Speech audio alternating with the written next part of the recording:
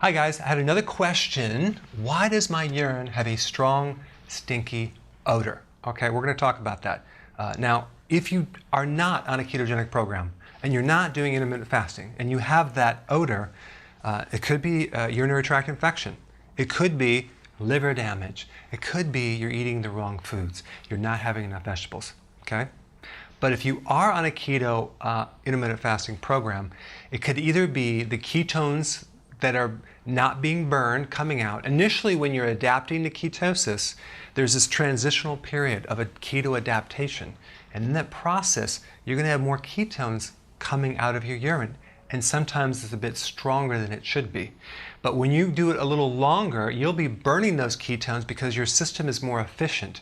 And chances are you're not going to be eating as much fat because your body is more efficient. So what's going to happen is you're going to burn up more ketones and less odor over time. Okay. Now, if it's ammonia, like that would be the smell of. You ever have one of those CDs that you would stick in your car or some type of CD player, and you take the plastic off? The smell of that plastic is kind of ammonia type smell. It's like a chemical-y type smell. Now, this usually is too much protein. Okay. So what are you going to do to kind of counter this kind of nasty smell? There's a couple things. Number one, you want to support the liver with certain types of vegetables. For example, you want to do more beet tops in your salad. A real good one would be dandelion greens. Okay, you get them at the health food store. You can get them in your backyard, but just make sure if you have a dog, it's clean because sometimes they urinate on those little weeds. But this weed, the dandelion greens, is amazing for liver rejuvenation. Okay, so you want to have some of those bitter greens for the liver, and that will actually clean up a lot of the odor, especially if it's ammonia or actually even ketones. You want to start to make sure you have enough fluids. So don't go the whole day just with like a half a cup of fluid.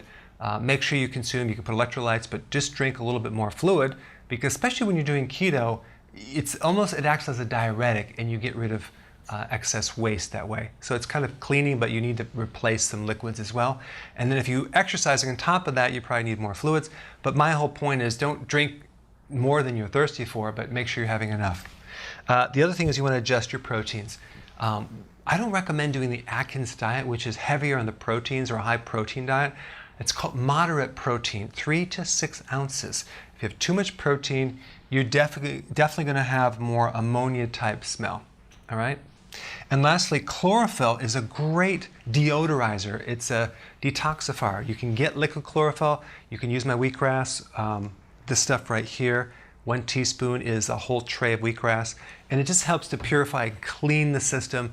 So it's high in chlorophyll, and it'll actually counter that bad odor. All right? Thanks for watching. Hey, if you haven't already subscribed, press this little button down below, okay? Thanks.